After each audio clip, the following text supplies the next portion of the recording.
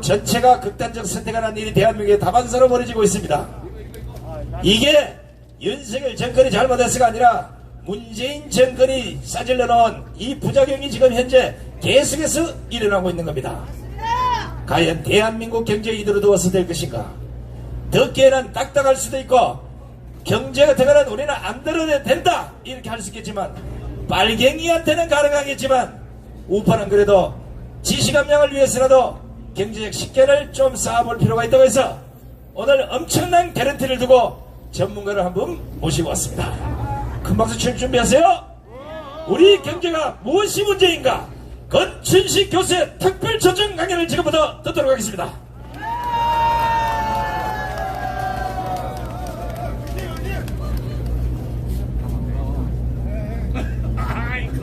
처음이어서 그렇습니다. 행동하는 여러분, 국가가 절체절명의 위기에 와 있는데 비굴하게 숨거나 뒷걸음치지 아니하시고 앞으로 나오셔서 행동하는 여러분들 정말 존경합니다. 한국 경제 무엇이 문제인가? 한국 경제의 활력이 떨어졌다 하는 겁니다. 활력이 떨어졌습니다. 지금 떨어진 것이 아니라 문재인 정권 때 아주 많이 떨어졌습니다. 그래서 이것을 불을 지펴서 길을 살리는 일을 지금 정부가 하고 있는데 이제 말씀드린 대로 아무리 좋은 헌법으로 기둥을 만들고 아무리 좋은 헌법으로 지붕을 만들었다 한들 그 속에서 오물투성이에 쓰레기가 쌓여있고 거기에 수도관은 오물이 나오는 수도관이 돼 있는 한은 그 집에서 살 수가 없습니다. 이것이 그러면은 쓰레기 치워야 된다. 이것은 미국의 역대의 가장 훌륭했던 에런이라고 하는 교수가 한국은 그 쓰레기부터 치워야 된다고 했습니다. 돈 부시 대통령도 그런 말을 했습니다. 그러면 쓰레기가 무엇인가 하는 겁니다. 이제 말씀드린 대로 아무리 훌륭한 헌법이 있다 하더라도 700여 개의 법률이 문재인 정권 하에서 통과되었다고 하는데 이 모든 것이 경제법입니다. 경제를 좌지우지하는 법을 통과시켜버렸기 때문에 헌법에 입각한 대통령이 아무리 헌법을 가지고 일하려고 해도 국회에서 180석이나 되는 민주당이 전부 휩쓸어 놨기 때문에 쓰레기가 쌓이고 오물이 나오는 집이 되어 있습니다. 이런 나라가 되어 있는 걸 여러분들 이제 내년에 절체절명의 정치인으로 이것을 해결하지 않으면 우리 경제의 앞날이 없습니다. 그래서 저는 우리 경제가 활력이 떨어졌다고 말씀드리는 것입니다. 그러면은 자, 여기에 대해서 활력이 어떻게 떨어졌냐 한번 예를 들어서 설명드리겠습니다. 여러분 아르헨티나라는 나라를 아시지 않습니까? 아르헨티나 그 다음에 또 그리스라든지 이런 여러 나라들 좌파 편향 나라들을 여러분들이 알고 있습니다. 그런데 그 대표적인 나라가 이제 아르헨티나입니다. 아르헨티나는 어떤 나라인가? 우리가 아주 어려울 때에 1950년대에 우리나라 동란이 터져가지고 한국전쟁이 일어났을 때 아르헨티나는 세계에서 가장 잘 사는 나라였습니다. 얼마나 잘 살았냐 하면 1인당 GDP가 미국보다 높았습니다.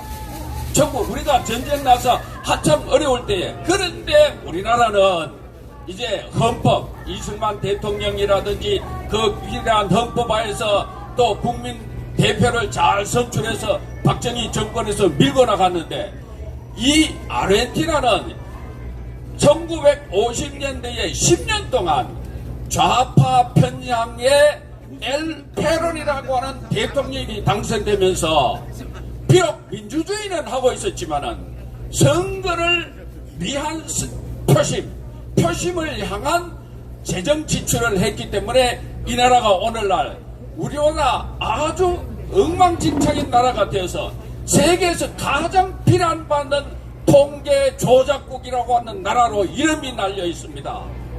이런 나라가 우리가 또 되어야 되겠습니까?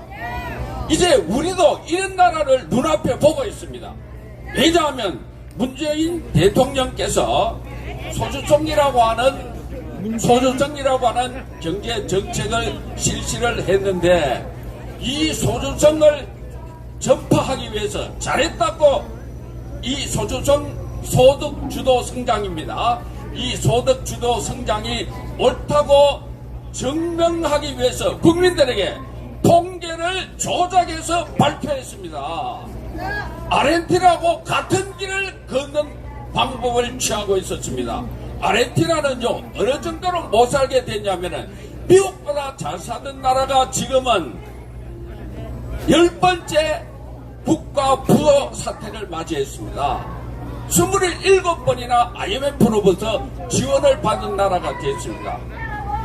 그 국민 중에 40%가 절대 빈곤에 있습니다. 어린이의 50%가 절대 빈곤입니다. 절대 빈곤이 뭡니까?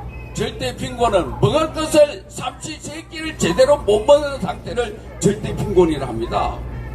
어린이에게 삼시세끼를 건강하게 주사를 못 놔주는 나라가 아르헨티나가 되었습니다. 40%가 절대 빈곤으로 삼시세끼를 걱정해야 됩니다. 나라만 쳐다보고 있습니다. 이라는 나라로 만들어야 되는데, 우리 문재인 정권의 소주성은 이라는 나라가 아니었습니다. 노인들에게 그냥 연금, 그냥 작지만 입으면 돈을 일당을 주고, 청년들에게 그냥 청년 실업수당을 주고, 돈 주는 거 좋습니다. 노인들을 공경해서 지불하는 거 좋습니다. 그러나 근본이 일하게 해야 경제입니다. 맞습니다. 일을 하고 그 일의 성과를 가지고 일을 하게 만드는 나라가 되어야 되는 겁니다. 맞습니다. 자, 보십시다. 우리나라 열심히 일을 해서 반도체 세계 1등 국가가 됐습니다. 미국의 입장으로 봤을 때에 저 14억이라고 하는 우리보다 30대 큰 땅덩어리인 중국이 옆에 있습니다만, 여러분, 미국은 한국의 삼성인 반도체를 가까이 하고 반도체와 친하고 싶어하지 중국과 친하고 싶어하지 않습니다. 이런 나라가 우리나라가 되어 있습니다. 원전이라고 하는 말씀을 좀 전에 하셨습니다만은, 원전을 했기 때문에 우리나라가 값싼 전기를 기업에 공급을 하고 제품의 가격이 싸게 되었기 때문에, 이것 때문에 우리나라가 세계 70%를 담당하는 반도체 국가가 되어서, 미국도 중국은 버릴 수 있지만 대한민국의 삼성 반도체는 못 버리는 나라가 됐습니다. 반도체 없이는 우주로 날아갈 수도 없습니다. 반도체 없이는 컴퓨터를 쓸 수도 없습니다. 반도체 없이는 항공모함을 띄울 수도 없습니다. 이 항공모함의 메모리의 70%가 우리 한국이 담당하고 있다니, 이 엄청난 사실이 여러분을 통해서 우리나라가 만들어졌다는 것입니다. 이런 나라를 우리는 좌파 편향에 처음 해가지고 좋습니다. 아주 잘하셔요. 잘하시는 거예요. 처음 해서 그렇습니다. 아주 잘하셔요. 자, 이런 나라를 우리가 다시 못 사는 아르헨티나 같은 나라로 만들 수는 없다는 것입니다. 아르헨티나의 패론주의가 뭐가 패론주의냐면, 세금을 거두어서 그 세금을 국민들에게 선거를 위해서 나누어주는 것을 패론주의라고 합니다. 선거를 위해서 패론주의를 한다는 것입니다.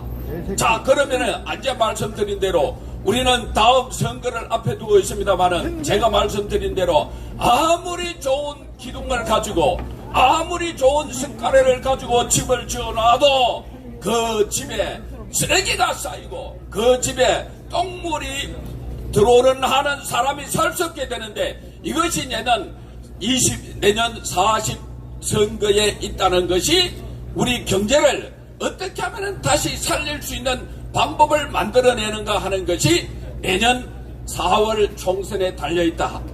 국회의원들이 입법을 하기 때문에 경제적인 헌법이 좋아도 법률이 따라주지 않으면 아무것도 할 수 없는 것입니다. 그래서 저와 같은 경제학자들도 아무리 이론이 튼튼하다 할지라도, 아무리 우리 경제가 바른 길을 제시하고자 노력한다 할지라도 국회에서 법이 따라주지 않는다면 이 모든 것이 헛사로 돌아가기 때문에 이 문제를 우리가 해결해야 된다, 이런 내용을 말씀드리고자 합니다. 마지막으로 이제 우리 한국은 경제적으로 어떻게 가고 있습니까? 강달러로 되어 있습니다. 미국이 지금도 세계의 화폐로 달러를 가지고 살아가고 있습니다. 세계를 움직이고 있습니다. 그런데 중국도 지금 허우적대고 있는 거 여러분 다 알지 않습니까? 일본도, 그나마 잘 나가던 일본도 금리 하나 1% 올리지 못하고 있는 나라로 지금 전락해 있습니다. 물론 나름대로 살아나고자 하는 방법은 그들이 취하고 있겠습니다만은 가장 지금 잘하고 있는 나라가 대한민국 경제팀입니다. 이 경제팀이, 자, 그러면은 가장 잘하고 있다는 것이 무엇입니까? 환율을 가장 잘 방어하고 있습니다. 환율을 여러분들 아시는 대로 우리가 원화가 아무리 너무 강세가 나면 수입하는데 문제가 있습니다. 원자재를 갖고 와야 되는데요. 그리고 또 환율이 너무 오르면은 우리 수출은 잘 되지만은 이제 말씀드린 대로 수입에 문제가 있다. 그래서 이 환율을 잘 조정하는 것이 중요합니다. 여기에서 이제 국가가 튼튼해야 이 환율이 방어될 수 있습니다. 뭔 얘기냐 하면, 아무리 우리가 잘한다 할지라도 국가가 아무리 큰 부채를 가지고 있으면 그 국가는 망하는 국가로 갈 수밖에 없습니다. 중국과 일본이 그렇게 강하게 보인데도 불구하고 우리가 자신감이 있는 것은 우리가 가지고 있는 국가 부채가 그들의 4분의 1도 안 됩니다. 그들은 260%, 300% 되지만 우리는 54.3%입니다. 이것을 이제 민주당 쪽에서는 자꾸 재정 지출을 해서 나라가 어려운데 국가가 채권을 발행해서 돈을 풀어라 하고 있습니다. 그런데 이 어려운 상황 하에서 재정 지출을 계속해서 국가의 부채를 늘리는 것은 우리나라가 망하는 길로 가는 것입니다. 맞습니다. 우리가 이렇게 싸워서 이기려고 하면은 국가가 튼튼해야 됩니다. 그래서 내년도 예산을 아주 적재적소에 쓰겠다고 말하는 윤석열 대통령 이하 경제팀들이 아주 잘하고 있다고 봅니다. 적재적소에 돈을 써야 됩니다. 이 윤석열 대통령의 이미지와 같은, 경제 이미지와 같은 원전의 회복, 이것을 국가에서, 민주당에서, 그리고 국민의힘에서 삭감했다 하는 것은 있을 수가 없는 것입니다. 원전이라고 하는 그 상징적인 의미가 우리나라를 상징하고 있습니다. 이것이 반도체와 함께 양축을 담당하고 있는 이 원전 예산을 깎았다는 것은, 그럼에도 불구하고 저 새만금 예산은 다시 늘렸습니다. 새만금 때문에 부산 엑스포가 위험하다, 그런 걸 우리가 떨고 있지 않습니까? 아니, 다른 나라들이 새만금도 제대로 치러내지 못하는 나라가 어떻게 엄청난 부산 엑스포를 유치하려고 하느냐, 이런 말을 하기 때문에 지금 벌벌 떨고 있습니다. 그러나 우리가 기업인들이 열심히 해서 보십시오. 88 올림픽도 현대의 이주영 회장이 얼마나 앞장서서 이렇게 냈습니까? 국가에 주는 여러 가지 경제적인 발전의 여비는 말도 할 수 없습니다. 동계올림픽 이 삼성의 이건희 회장이 그 힘든 몸을 이끌고 세계를 이 50여 바퀴를 돌면서 유치를 해냈습니다. 2002년 월드컵 최종년 SK, LG 이 기업들이 나서서 우리나라를 중흥으로 만들어 놨었습니다. 그런데 이 기업들에게 길을 벌어주고 잘한다 너희들 때문에 우리 국민이 살고 있다 해야 되는데 계속해서 민노총, 계속해서 전교조 이런 사람들이 나서서 기업에 찬물을 끼얹고 그 기업들을 계속 바지가리 땡긴다면 우리 기업들이 세계에 나가서 어떻게 살아갈 수 있습니까? 어떻게 기업이 세계 인류 기업이 될 수 있습니까?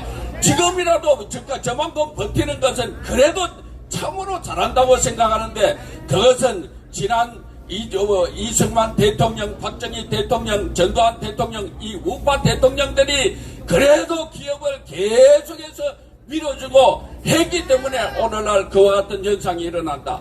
그래서 한국은 정말로 문재인 정권은 패권주의를 했느냐? 패권주의를 했습니다. 패권주의의 핵심은 이제 말씀드린 대로 세금을 거둬들여서, 세금은 기업이 내는 게 세금입니다. 기업으로부터 세금을 거둬서 이 세금을 국민들에게, 그냥 노는 사람들에게 살포해 주는 겁니다. 뭐를 위해서? 표를 얻기 위해서 살포해 주는 겁니다. 이것이 패권주의입니다. 오늘 우리가 살려면은, 대한민국이 살려면 여러분, 이 패권주의의 옷을 벗어 던져버리고, 패권주의의 머리에부터 발끝까지 묻어있는 패권주의의 이 흙탕물을 깨끗이 씻어내야 됩니다. 이것이 내년 4월 10일 총선에서 이루어져야 합니다. 감사합니다. 이야, 우리 건춘식 교수님께 대박 박수를 보내시기 바랍니다. 내가 살다가 경제 강의를 이렇게 잘하신 분 처음 봤어요. 원래 오늘 다른 데 가면 1일 강연이 10분당 125만원인데 오늘 11분을 약속하고 왔어요. 근데 우리가 125만원이 없어. 그때 시계를 재보니까 13분을 해서 2분 오버했기 때문에 출연료는 만원으로 드리겠습니다. 네, 못 들어요. 안 됩니다. 아니, 돈 없으면 원래 이제 배짱이 커져요. 돈이 있는 놈이 도둑놈이 훔쳐갈까 노심초사 잠 못 자고 그러지만, 우리는 대문을 활짝 열어놓고 아파트문 다 열어놔도 도둑놈 안 들어와. 모기만 기들어와요. 자, 이번엔 나를 지키기 고기연합의 박홍범 회장님의 연설을 청해 듣겠습니다.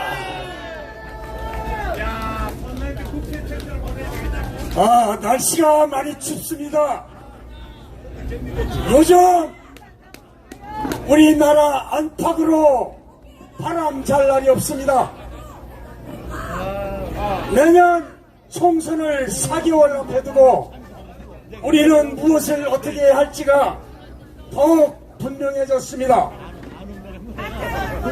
국가안보를 내팽개쳐버린 문재인이 싸질러 놓은 9.19 군사합의는 북계의 계속적인 도발로 이미 폐지되어 남북 긴장관계가 더욱 고조되고 있고, 입만 열면 탄핵 발언, 암컷 발언과 의회 독재를 내세워 원전 관련 등 내년 예산안의 무차별 삭감과 포퓰리성 예산 증액은 종북 좌파 이재명과 민주당을 왜 괴멸시키고 처단해야 하는지 분명해졌습니다. 존경하는 애국동지 여러분, 또 한 번 외치겠습니다.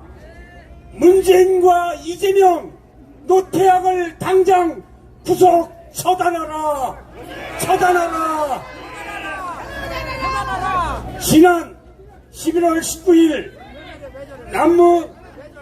남미 아르헨티나 대선에서 좌파 포퓰리즘에 대한 극심한 경계난에 지친 민심이 돌아서 우파 밀레이가 대통령에 당선되었습니다.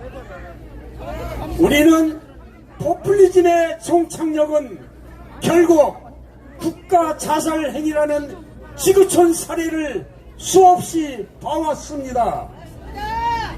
자유대한민국의 미래는 안중에 뒀고 오로지 포퓰리즘으로 집권하려는 범죄자 이재명과 민주당을 왜 차단하고 그 뿌리를 뽑아버려야 하는지를 아르헨티나 대선에서 우리는 보아왔습니다. 이재명과 민주당을 처단하자!